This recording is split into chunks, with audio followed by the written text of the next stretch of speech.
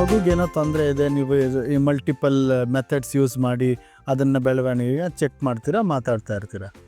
ಈಗ ನಿಮ್ಮ ಇಷ್ಟು ಅವಧಿಯಲ್ಲಿ ಯಾವುದಾನ ಒಂದು ಮಗುದ ಎಕ್ಸಾಂಪಲ್ ಕೊಡೋಕ್ಕಾಗತ್ತಾ ನೀವೀಗ?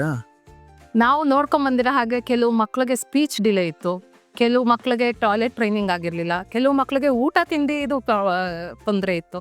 ಸ್ಪೀಚ್ ಡಿಲೇ ಇರೋ ಮಕ್ಕಳಂತೂ ಒಂದು ಸ್ವಲ್ಪ ವರ್ಷ ಅಂದರೆ 1 ವರ್ಷ ಅವಧಿಲಿ ಸ್ಪೀಚ್ ತುಂಬ ಚೆನ್ನಾಗಿ ಬಂತು. ಮತ್ತು ಕೆಲವು ಮಕ್ಕಳು ಕಾರ್ಟೂನ್ ಮಾತಾಡ್ತಾರೆ, ಅಂದರೆ ಮದರ್ ಟಂಗ್ ಪಿಕ್ ಮಾಡಿರಲ್ಲ, ಕಾರ್ಟೂನ್ ನೋಡಿ ನೋಡಿ ಅದನ್ನು ಮಾತಾಡೋಕ್ಕೆ ಶುರು ಮಾಡಿರ್ತಾರೆ. ಅದು ಫೇಡ್ ಆಗಿ ಜನರಲ್ ಮೀನಿಂಗ್ಫುಲ್ ಕಮ್ಯುನಿಕೇಷನ್ ಶುರು ಮಾಡಿದ್ದೆ ಮಗು.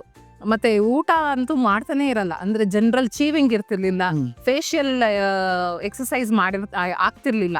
ಮಗು ಏನು ಬಾಯಿಗೆ ಇಟ್ಕೊಂಡ್ರು ನುಂಗಬೇಕು, ಇಲ್ಲ ಟೆಕ್ಸ್ಚರ್ ಸೆನ್ಸರಿ ತುಂಬ ಇರ್ತಿತ್ತು. ಡ್ರೈ ಇರೋ ಪದಾರ್ಥ ಮಾತ್ರ ತಿನ್ನೋದು, ವೆಟ್ಟಿದ್ರೆ ಅದನ್ನು ಕೈಯಲ್ಲಿ ಮುಟ್ಟಲ್ಲ, ತಿನ್ನಲ್ಲ, ಆ ಥರ ಎಲ್ಲ ಇರೋ ಮಕ್ಕಳು ಇವಾಗ ನಾರ್ಮಲ್ ಊಟ ಏನು ಕೊಟ್ಟು ಕಳಿಸ್ತಾರೆ ಅದನ್ನು ತಿನ್ನಕ್ಕೆ ಬಂದಿದೆ. ಸೊ ಇದು ನಾವು ನೋಡಿರೋ ಚೇಂಜಸ್ ನಮ್ಮ ಮಕ್ಕಳಲ್ಲಿ. Okay okay. ಈ ಸ್ಪೀಚ್ ಡಿಲೇ ಇದು ಕಾಮನ್ನ? ಏನಿದು ಸ್ಪೀಚ್ ಡಿಲೇ ಕಾಮನ್ ಅಲ್ಲ, ಆದರೆ ಇವತ್ತಿನ ಕಾಲದಲ್ಲಿ ನ್ಯೂಕ್ಲಿಯರ್ ಫ್ಯಾಮಿಲಿ ಆಗಿರೋದ್ರಿಂದ ಏನಾಗಿದೆ, ಮನೇಲಿ ಮಾತಾಡ್ಸೋರು ಯಾರು ಇರಲ್ಲ ಮಕ್ಕಳಿಗೆ. ಅಂದರೆ ಅಪ್ಪ ಅಮ್ಮ ಇಬ್ರು ಅವ್ರವ್ರ ರಿಕ್ವೈರ್ಮೆಂಟು ಇಬ್ರು ವರ್ಕ್ ಮಾಡ್ತಿರ್ತಾರೆ. ಮಗು ಐದರ್ ಕಾರ್ಟೂನ್ ನೋಡ್ತಿರುತ್ತೆ, ಇಲ್ಲ ಮೊಬೈಲ್ ನೋಡ್ತಿರುತ್ತೆ, ಯಾವಾಗಲೂ ಒಂದು ಹೊತ್ತು ಈಚೆ ಕರ್ಕೊಂಡು ಹೋಗ್ತಾರೆ ಬರ್ತಾರೆ. ಅದ್ರ ಜೊತೆಗೆ ಮಾತಾಡೋದಕ್ಕೆ ಯಾರೂ ಇರಲ್ಲ. ಅದು ಕಾರ್ಟೂನು ನೋಡಿ ನೋಡಿ ನೋಡಿ ಅದನ್ನು ಗ್ರಹಿಸ್ಕೊಂಡಿರುತ್ತೆ ಹೊರತು ನಮ್ಮ ಮದರ್ ಟಂಗ್. ಆಮೇಲೆ ಮತ್ತೆ ಕೆಲವು ಸತಿ ಏನಾಗುತ್ತೆ, ಮನೇಲಿ ಕೆಲವರು ಒಂದೊಂದು ಭಾಷೆ ಯೂಸ್ ಮಾಡಲ್ಲ, ಅಂದರೆ ಒಂದ್ಸತಿ ಇಂಗ್ಲೀಷಲ್ಲಿ ಮಾತಾಡೋದು, ಹಿಂದಿಲಿ ಮಾತಾಡೋದು, ಬೇರೆ ಲ್ಯಾಂಗ್ವೇಜಸಲ್ಲಿ ಮಾತಾಡೋದು, ಆ ಥರ ಆಗಿ ಕನ್ಫ್ಯೂಷನ್ ಆಗಿರುತ್ತೆ ಮಕ್ಕಳಿಗೆ, ಪಿಕಪ್ ಆಗಿರಲ್ಲ ಮದರ್ ಟಂಗ್. ಅದು it's not a deficiency, it is just a problem, ಅಂದರೆ temporary problem. We can overcome that. Okay okay. So ಅದಕ್ಕೆ ನಿಮ್ಮಲ್ಲಿ ಯಾವುದೇ ಒಂದು ತೊಂದರೆ ಇಲ್ದಂಗೆ ಆ ಮಗುಕ್ಕೆ ಎಲ್ಲ ವ್ಯವಸ್ಥೆ ಇದೆ, ಅದಕ್ಕೆ ಸರಿಯಾದ ಶಿಕ್ಷಕ ವರ್ಗ ಇದೆ, ಬೋಧಕ ವರ್ಗ ಇದೆ, ಅದನ್ನ ಕಂಟಿನ್ಯೂಸ್ ಮಾನಿಟರ್ ಮಾಡ್ತಾ ಇರ್ತೀರಾ. ಈ ಪೇರೆಂಟ್ಗಳು ಕೆಲವರು ಸ್ಪೀಚ್ ಡಿಲೇ ಅಥವಾ ಇನ್ನೊಂದು ಏನೋ ಇಶ್ಯೂ ಇದೆ ಅಂದಾಗ ಅದು ಹೆಂಗೆ ಪೇರೆಂಟ್ಗಳನ್ನು ಹೆಂಗೆ ನೀವು ಅವ್ರಿಗೆ ಅರ್ಥ ಮಾಡಿಸ್ತೀರಾ?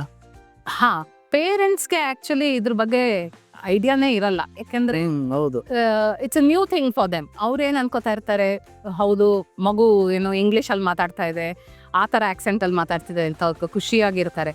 ಆದರೆ ನಾವು ಪೇರೆಂಟ್ಸ್ಗೆ ಅರ್ಥ ಮಾಡಿಸೋದೇನು ಅಂದರೆ, ಯಾವುದೇ ಒಬ್ಬ ಮನುಷ್ಯ ಆಗಲಿ ನಮ್ಮ ಮಾತೃಭಾಷೆ ಮಾತಾಡಬೇಕು, ಅದು ಆ್ಯಕ್ಚುಯಲ್ ಸ್ಪೀಚ್ ಅಂತ. ಮತ್ತು ನಾವು ಅವ್ರಿಗೆ ಮೋಟಿವೇಟ್ ಮಾಡ್ತೀವಿ, ಮನೇಲಿ ನೀವು ಅವ್ರ ಹತ್ರ ಮಾತಾಡಿ, ಕಮ್ಯುನಿಕೇಟ್ ಮಾಡಿ, ಏನಿದ್ರು ನೀವು ಅವ್ರ ಹತ್ರ ಡಿಸ್ಕಷನ್, ಅಂದರೆ ಚಿಕ್ಕ ಪುಟ್ಟದು ನೀವೊಂದು ತರಕಾರಿ ಹೆಚ್ಚ್ತಾ ಇದ್ದೀರಾ, ಮಗುಗೆ ತೋರಿಸಿ, ನಾನು ಇಂಥ ತರಕಾರಿ ಹೆಚ್ಚಿ ಇಂಥ ಅಡುಗೆ ಮಾಡ್ಕೊಡ್ತಾ ಇದ್ದೀನಿ, ಇಂಥ ತಿಂಡಿ ಮಾಡ್ಕೊಡ್ತಾ ಇದ್ದೀನಿ, ನೀನು ಬಾ ನೋಡು ಏನು ಕಲರ್ ಇದೆ, ಅಮ್ಮ ಹೇಗೆ ಹೆಚ್ಚುತ್ತೆ ನೋಡು. ಏನೋ ವಾಟ್ ಎವರ್ ಅವ್ರ ಮನೇಲಿ ಏನೇ ಕೆಲಸ ಮಾಡ್ತಾ ಇರಲಿ, ಏನೋ ಒಂದು ಆ್ಯಕ್ಟಿವಿಟಿ, ಒಂದು ಪೂಜೆ ಮಾಡ್ತಾರ, ಒಂದು ಬಟ್ಟೆ ವಾಷಿಂಗ್ ಮಿಷಿನ್ಗೆ ಹಾಕ್ತಾರ, ಮಗು ಹತ್ರ ಮಾತಾಡಲಿ. ಮಾತಾಡ್ತಾ ಮಗು ಪಿಕಪ್ ಆಗುತ್ತೆ. ನಮ್ಮನ್ನು ಅಬ್ಸರ್ವ್ ಮಾಡಿ ಕಲಿಯೋದೇ ಜಾಸ್ತಿ ಮಕ್ಕಳು. ನಾವು ಹೇಳ್ಕೊಟ್ಟಿದ್ದನ್ನು ಕಲಿಯೋದು ತುಂಬ ಕಷ್ಟ, ಅದ್ರ ನೋಡಿ ಕಲಿಯೋದೇ ಜಾಸ್ತಿ. ಸೊ ನಾವು ಆಕ್ಟಿವ್ ಆಗಿ ಮಗು ಜೊತೆ ಕಮ್ಯುನಿಕೇಟ್ ಮಾಡಬೇಕು, ಅದನ್ನ ನಾವು ಪೇರೆಂಟ್ಸ್ಗೆ ಮನವರಿಕೆ ಮಾಡ್ಕೊಡ್ತೀವಿ. ಓಕೆ.